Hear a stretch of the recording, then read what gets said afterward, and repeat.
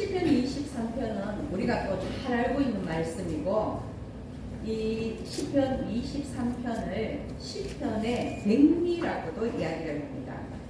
저 역시도 시편 23편을 가사로 한 찬양을 평소에 즐겨 부르는데요. 여러분 아시죠? 여호와 나의 목자 내게 부족 없네, 이렇게 시작되는 곡입니다. 제가 정말로 좋아하는 애창곡인데요. 이 시편 23편은 다윗이 이스라엘의 부흥의 시기에, 즉 이제는 정치적으로나 경제적으로 안정을 이룬 때에 다윗이 지난 시절을 회상하면서 지금까지 인도해 주신 그 하나님의 은혜를 찬양하는 그런 시입니다. 즉 인생의 모든 수고와 고난을 이긴 뒤에 영육간에 참 만족을 주시는 하나님을 찬양한 것입니다. 그런데 제가 이 특별히 시편 23편을 좋아하는 이유는 이 시를 1절부터 6절까지 읽다가 보면요, 23편 안에 성도의 과거와 현재와 미래가 모두 담겨 있는 것 같았습니다. 여러분이 이 말씀을 보면 비록 사망의 엄침한 골짜기를 다니면서 때로는 삶이 위태로울 때도 있지만, 그럴 때마다 주의 지팡이와 막대기로 인도하여 주시고 보호하시고, 그리고 또한 우리가 지치고 곤고할 때면 푸른 풀밭이나 쉴만한 물가로 인도하셔서 참 안식을 허락하시고 새 힘을 주시고, 또 그 영혼을 회개케 하시고 소생케 하시고, 그리고 잔이 넘칠 정도로 풍성한 은혜를 부어주셔서 정말로 하나님이 나의 목자시다라는 것을 고백하게 하고 영원한 천국을 바라보게 하는 그런 하나님의 섭리가 이 시편 23편 짧은 시 안에 다 담겨 있기 때문입니다. 죄 가운데 있는 자를 버리지 않고 끝까지 돌보시고, 종국에는 하나님의 집에 거하게 하시는 그 하나님의 은혜를 생각하고 이 시편 23편을 읽으면 정말로 마음이 따뜻해지는 느낌이 듭니다. 물론 시편 23편을 읽고 해석하는 사람에 따라서 조금의 차이는 있겠지만, 여러분, 목자가 사나운 짐승이나 그 위태로운 길에서 양을 보호하는 것처럼 하나님께서 우리를 전적으로 보호하시는 그 모습을 생각한다면 마음이 평안해지고 힘이 솟아나는 것은 모두가 느낄 것입니다. 다윗 역시 어린 시절 양을 치던 목자였기에 누구보다도 목자의 심정을 잘 알고 있는 것입니다. 목자가 양을 지킨다는 것은 목숨을 버릴 각오를 해야 하는 것입니다. 목자는 자기의 목숨까지 담보로 해서 반드시 양을 지켜냅니다. 다윗은 바로 이러한 목자를 하나님과 비유하여서, 하나님을 선한 목자에 비유하면서 시편 23편을 썼던 것입니다. 그런데 저는 특별히 이 시편 23편 중에서 5절 말씀을 읽을 때면 더 감사한 마음이 들고 더 힘이 솟아납니다. 5절 말씀을 보십시오. 주께서 내 원수의 목전에서 내게 상을 차려주시고 기름을 내 머리에 부으셨으니 내 잔이 넘치나이다. 아멘. 어릴 때는 이 상을 오해했었습니다. 옛날 성경에는 어떻게 번역이 되어 있느냐 하면 상을 베푸시고 이렇게 번역이 되어 있습니다. 그래서 저는 이 상을 상장, 상패, 상금, 상품, 그런 의미로 알고 있었습니다. 끝까지 믿음을 지켜낸 뒤에 받는 면류관 같은 것, 그런 것으로 오해했던 것입니다. 영적 전쟁을 끝낸 뒤에 정말로 그 원수의 목전에서, 그 대적 앞에서 하나님께서 나에게 물관을 이렇게 씌워주시는 그 모습을 상상하면서 혼자 통쾌함을 즐겼습니다.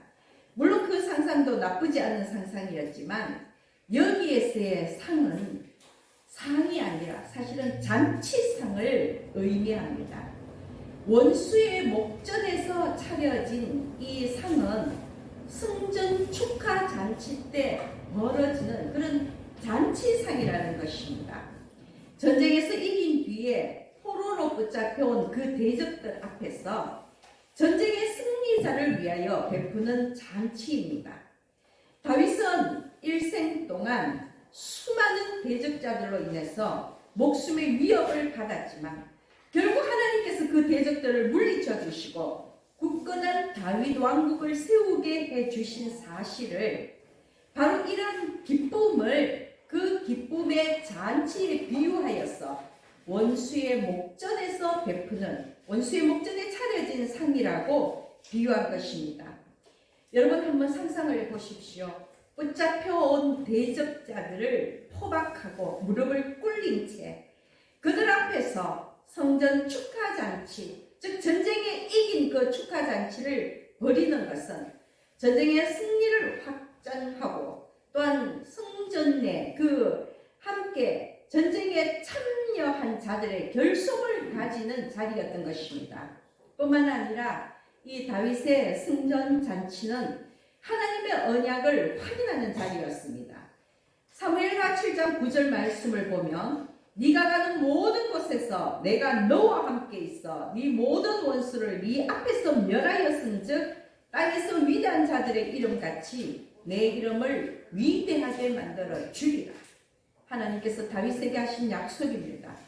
사무엘하 7장 11절을 보면 너를 모든 원수에게서 벗어나 편히 쉬게 하리라. 사무엘하 7장 16절 말씀을 보면 내 집과 내 나라가 내 앞에서 영원히 보존되고 내 왕위가 영원히 견고하리라 하셨다. 이 모든 것들이 하나님께서 다윗에게 주신 약속입니다. 바로 이러한 하나님의 약속이 이루어진 것, 즉 다윗의 승전 축하 잔치는 하나님의 언약이 이루어짐을 기뻐하며 감사하며 다시 한번 하나님과의 언약을 다지며 그 누구도 아닌 하나님과 함께 기쁨의 잔치상을 나누는 자리이기도 한 것입니다. 또 팔레스틴 지역에서는 잔치에 초대된 특별한 손님들에게는 머리에 향기로운 기름을 발라주는 풍습이 있었습니다. 만약 그 주인이 어느 손님에게 기름을 부어준다면 그 손님은 주인의 극진한 호의를 받는 것입니다. 주인이 특별히 존귀하게 여기는 자에게 그 머리에 향기로운 기름을 바르는 것입니다. 다윗은 바로 이러한 팔레스틴 지역의 이 풍습을 비유하여서 하나님께서 자신을 존귀한 자로 높여주셨음을 표현한 것입니다. 물론 성경에서는 왕이나 제사장, 귀족들 같은 그야말로 존귀한 자들에게 기름을 부어서 그들을 세우고 기쁨을 표현하기도 합니다. 그런데 한 가지 흥미로운 것은 이 대적 앞에서 상을 베풀고 그리고 머리에 기름을 바르는 이런 일들은 실제로 목자와 양 사이에 일어나는 일인 것입니다. 다윗은 목자였던 자신의 경험을 이 시편 23편에 담아놓고 있는데요. 우리가 알다시피 양들은 참으로 연약하고 두려움이 많은 동물들이라서 양들은 목자 없이는 도저히 살아갈 수 없습니다. 목자의 도움 없이 살아갈 수 없는 그런 연약한 존재가 양이라는 것입니다. 전적으로 목자만 의지해서 살아갑니다. 예를 들자면 목자가 양들을 푸른 초장과 쉴만한 물가로 인도한다 할지라도 지금 이곳은 사막입니다. 광야입니다. 그 주변에는 늘 맹수가 호시탐탐 먹잇감을 노리며 있다는 것입니다. 이럴 때 목자는 물론 지팡이와 막대기로 맹수를 쫓아내면서 양들을 보호하지만 그러나 그럼에도 불구하고 이 양들은 두려워 떨기 마련입니다. 굶주린 맹수들이 주변을 돌아다니고 있다면 겁이 많은 양들은 제대로 풀을 뜯을 수도 없고 물을 먹을 수도 없는 것입니다. 그래서 목자들이 지팡이와 막대기를 들고 그 맹수와 목숨을 걸고 싸우면서 그 맹수들을 쫓아내는데요. 이렇게 든든하게 목자가 막대기와 지팡이로 자신들을 지켜주고 있다는 것을 인식할 때에, 깨달을 때에야 비로소 양들은 맹수들에게 둘러싸여 있다 할지라도 그 목자를 믿고 여러분 풀을 뜯어먹는 것입니다. 그 풍경을 한번 상상해 보십시오. 이것은 우리가 사막에 살고 있지 않기 때문에 상상력이 필요한데요. 목자가 양들을 데리고 푸른 초장 쉴만한 물가로 인도했습니다. 목자는 지팡이와 막대기를 들고 호시탐탐 양들을 노리는 맹수들과 맞서 싸웁니다. 여러분, 그렇다고 해서 맹수들이 영 사라져서 도망가는 것이 아니라 그 양들이 있는 주변을 배회하고 있습니다. 목자가 무서워서 쉽게 덤벼들지는 못하지만 기회만 생기면 이 양들을 잡아먹으려고 호시탐탐 노리고 있다는 것입니다.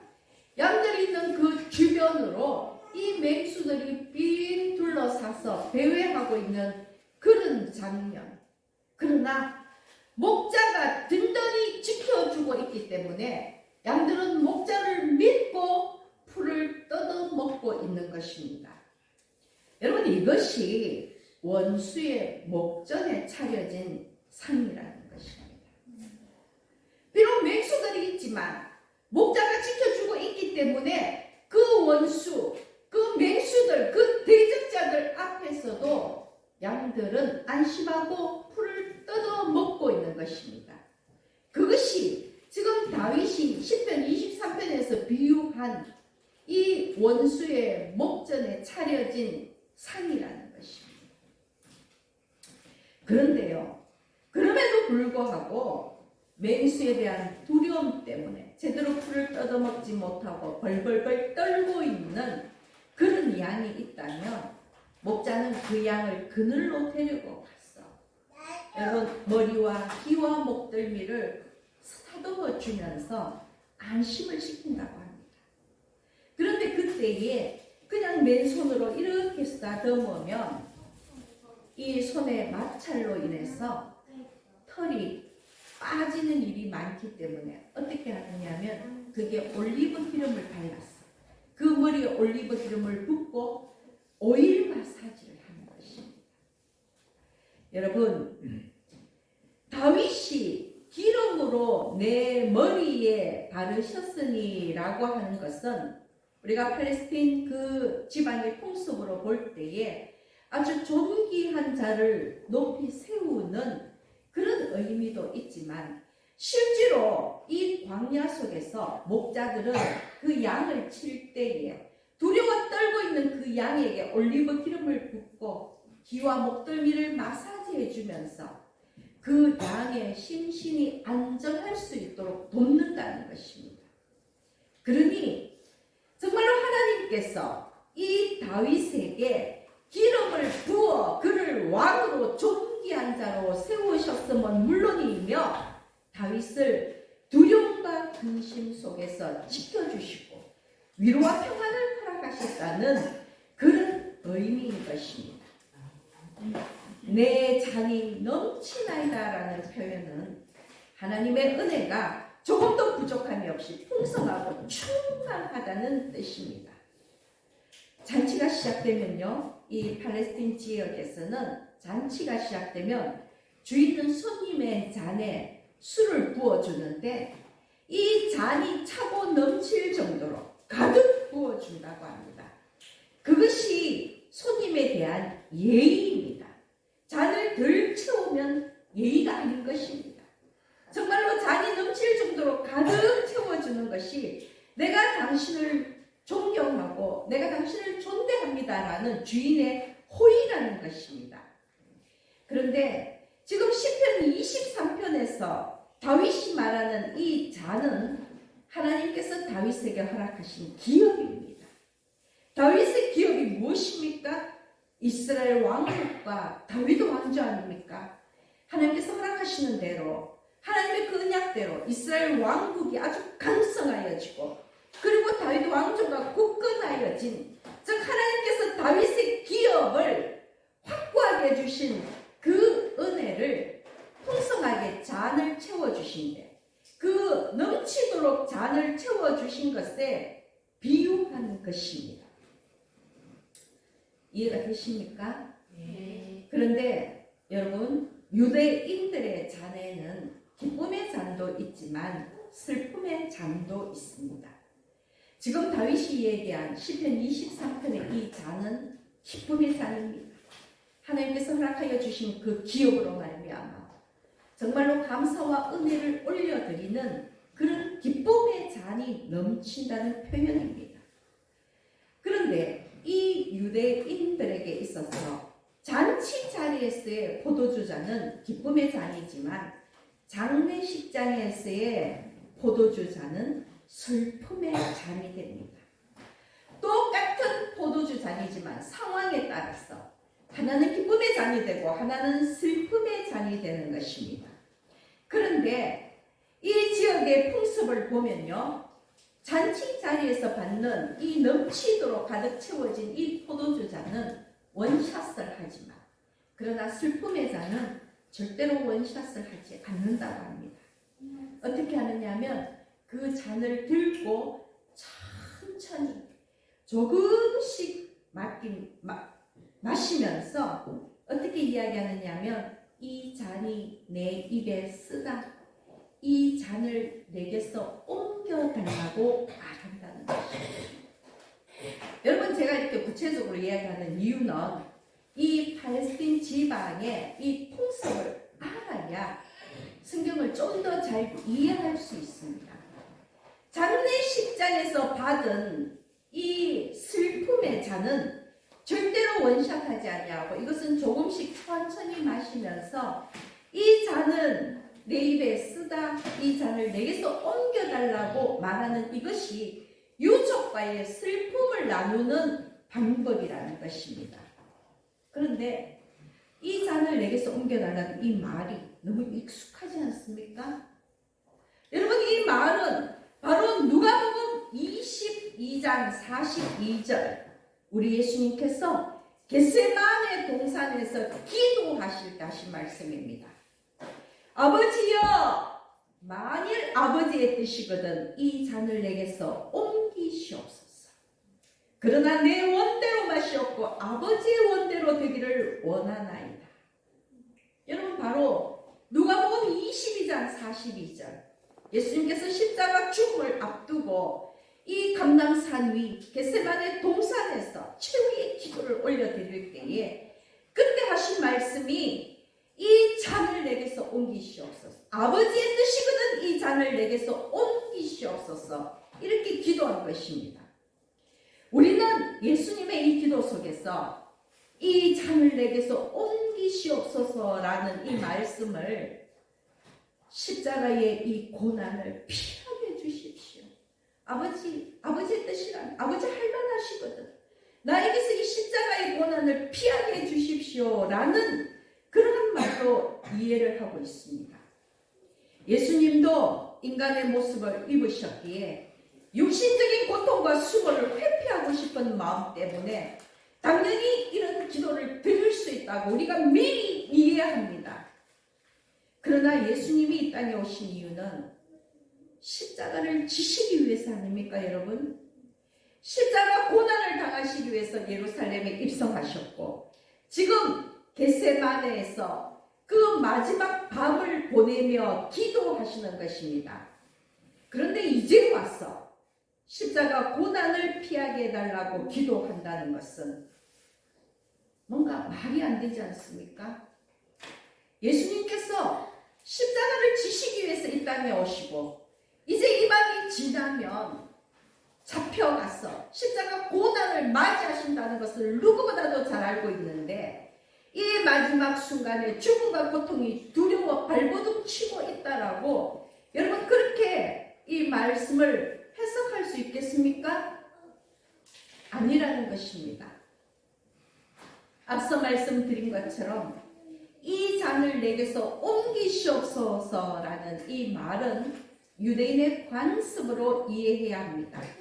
유대인들이 장례식장에서 유족들과 슬픔을 나누기 위해서 쓴 표현처럼 예수님은 자신의 죽음을 먼저는 하나님과 그리고 제자들 그리고 이후에 예수님의 죽음을 보고 비통해야 할 그 수많은 무리들과 미리 슬픔을 나누신 것입니다. 여러분 이 말씀이 이해되십니까? 예수님은 스스로 자신의 죽음에 대한 슬픔의 잔을 나누신 것입니다. 그 표현이 바로 이 잔을 내게서 옮기시옵소서라고 표현한 것입니다. 유대인의 관습으로 볼 때, 이 팔레스틴 지역의 관습으로 볼 때 예수님이 이 잔을 내게서 옮기시옵소서라고 기도한 것은 정말 이 십자가의 고통과 이 수난을 겪지 않게 해달라는 말이 아니라 예수님이 자신의 죽음을 보고 미리 하나님과 그리고 이후에 제자들과 그리고 비통에 빠질 그 수많은 무리들과 함께 슬픔을 나누신 것이라는 것입니다. 미리 자신의 죽음에 대한 그 서곡을 알리신 것입니다. 마지막 순간 그 십자가를 피하고 싶었던 인간 예수에 대한 연민으로 이 기도를 해석한다면 그래서 예수도 인간적으로는 연약한 존재였음에도 불구하고 그 고통의 십자가를 졌다고 생각한다면 어쩌면 연약한 우리들에게 조금의 위로가 될지는 모르겠지만 사실은 아니 진실은 예수님은 그 십자가의 고통을 회피한 것이 아니라 스스로 자신의 죽음에 대한 슬픔의 잔을 나누셨다는 것입니다. 여러분 말씀을 똑바로 알기를 원합니다. 예수님은 자신의 죽음을 미리 준비하신 것입니다. 분명히 말씀드리지만 예수님은 한순간도 이 슬픔의 잔을 고난의 잔을 회피한 적이 없으시다는 것입니다. 그런데 여러분 이러한 기쁨의 잔, 슬픔의 잔 외에도 심판의 잔이 있습니다. 요한계시록 16장 19절에 보면 맹렬한 진노의 포도주 잔이 나옵니다. 여러분 요한계시록 16장에는요 세상에 전개될 마지막 재앙이 나옵니다. 7 천사가 7 대접을 가지고 와서 차례로 세상을 향해서 그 진노의 포도주 잔을 부어버립니다. 그랬을 때에 이 세상에는 엄청난 마지막 재앙이 시작되는 것입니다. 하나님을 배신하고 우상을 숭배하며 짐승의 표를 받은 자들, 한마디로 마귀의 종노릇한 자들에게 내리는 하나님의 심판의 잔이 요한계시록 16장에 기록되어 있습니다. 첫째 대접이 땅에 쏟아지면 짐승의 표를 받고 우상 숭배를 한 자들에게는 악하고 독한 종기가 납니다. 둘째 대접을 바다를 향해 붓게 되면 바다의 모든 생물이 죽어버리고요.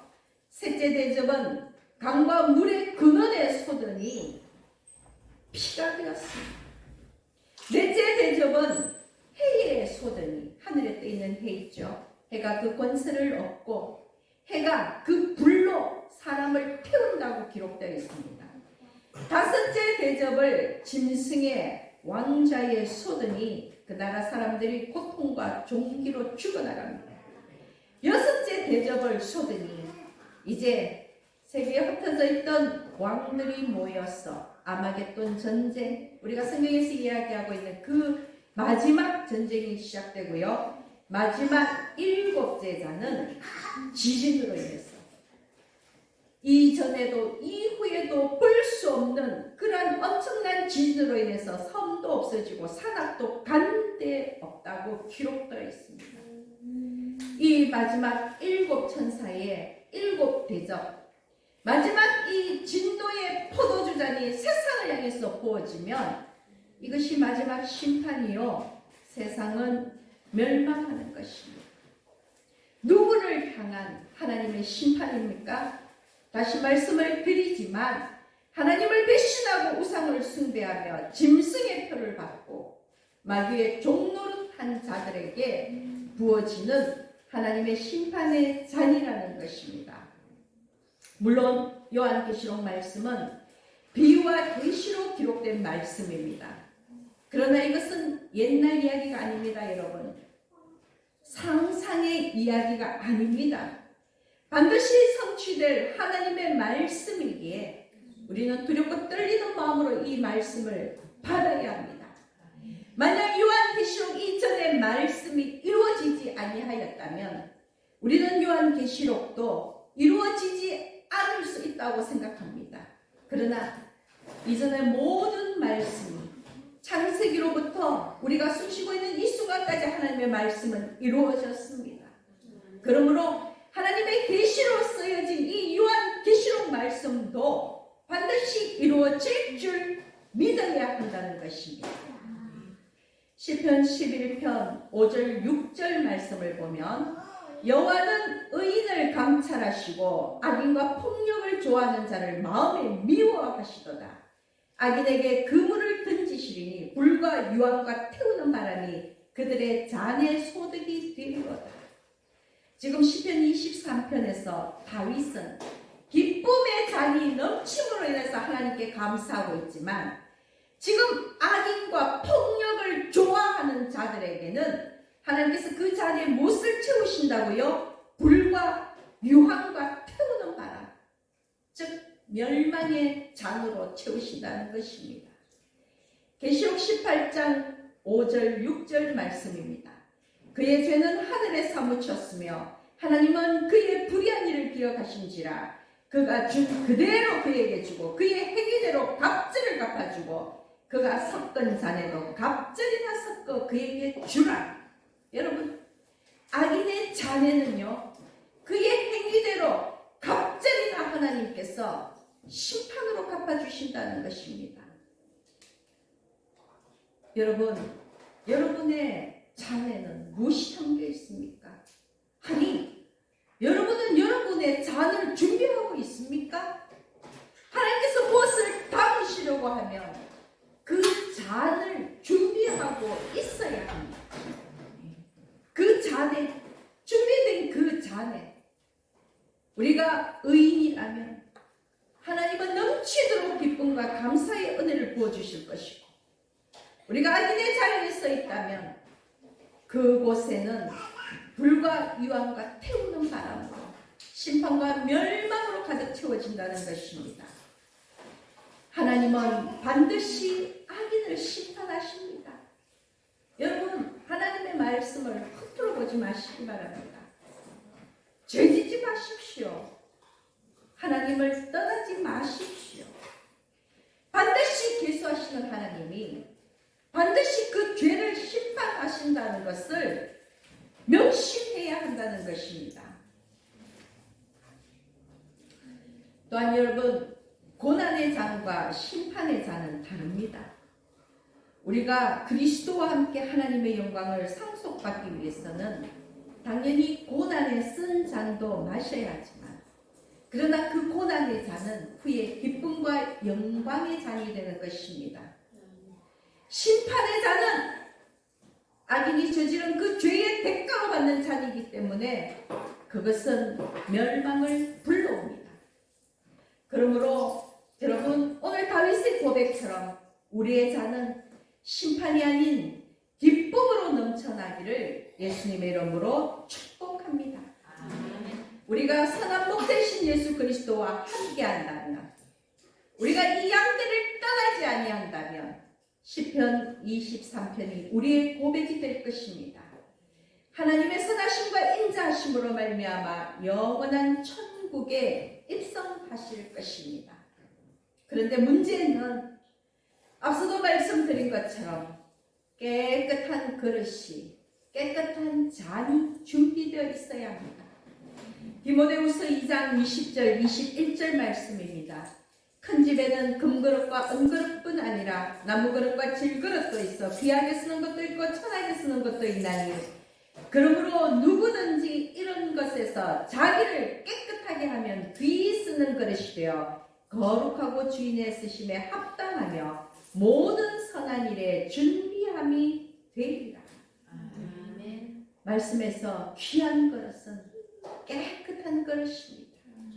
금그릇도 은그릇도 질그릇도 나무그릇도 아니라 깨끗한 그릇이 귀한 그릇입니다. 하나님은 그 귀한 그릇, 그 성결한 우리의 삶 위에 하나님의 그 은총을 부어주신다는 것입니다. 그러므로 여러분 깨끗해야 합니다. 만약 지은 죄가 있다면 하나님 앞에 회개하시기 바랍니다. 그러면 예수 그리스도께서 그 보혈로 우리를 깨끗게 하십니다. 내가 알고 지은 죄, 모르고 지은 죄, 모든 것을 하나님 앞에 고백하고 깨끗한 그릇으로 거듭나는 여러분 되시기를 축복합니다. 말씀을 정리하겠습니다. 여러분, 다윗은 누구보다도 수많은 대적들에 둘러싸였어 목숨의 위협을 느끼며 살았습니다. 그가 얼마나 고통받고 고난받았는지 오늘 우리는 시편 23편을 읽었지만 집에 돌아가시면 시편 22편을 읽어보십시오. 시편 22편 1절에 맨 첫 구절에 나오는 말씀이 내 하나님이여 내 하나님이여 어찌 나를 버리셨나이까입니다. 얼마나 고통스럽고 고난에 처했으면 하나님이 나를 돌보시지 않고 하나님이 나를 버렸다고 생각하는 것입니다. 그만큼 다윗의 일생은 고통과 고난으로 가득 찬 그런 삶이었습니다. 그러나 우리는 하나님이 다윗을 끝까지 지키고 보호하시어서 수많은 대적들을 다 물리치시고 그에게 약속하신 모든 것을 이루어 주셨다는 것을 잘 알고 있습니다. 그의 고난의 잔은 영광의 잔이 되고 기쁨의 잔으로 넘쳐났던 것입니다. 여러분, 우리도 다르지 않습니다. 하나님을 믿고 하나님의 도우심을 구하시기 바랍니다. 때로 사망의 엄침한 골짜기를 지날지라도 하나님께서 우리를 지팡이와 막대기로 안위하실 줄 믿고 선한 목자 되신 예수 그리스도와 붙어 사시기를 바랍니다. 아멘. 결국에 예수님은 원수의 목전에서 참치상을 차려주실 것입니다. 우리 앞에 정말 그 천국의 상을 진설해 주실 것입니다. 그리고 우리의 머리에 기름을 발라주시고 우리를 존귀한 자로 높여 주실 것입니다. 종국에는 영원한 천국 여호와의 집에 거하게 하실 것입니다. 그때에 내 잔이 넘치나이다. 다윗의 이 고백이 우리 모두의 고백이 되기를 소망합니다. 오늘 말씀을 나눈 여러분, 특히 여러분들의 가족, 여러분들의 사랑하는 자녀들, 정말 우리의 믿음의 계보를 이어갈 사랑하는 여러분의 자녀들이 하나님 앞에서 존귀한 자로 세워지고 하나님의 선한 일에 쓰임 받기를 예수님의 이름으로 축복합니다.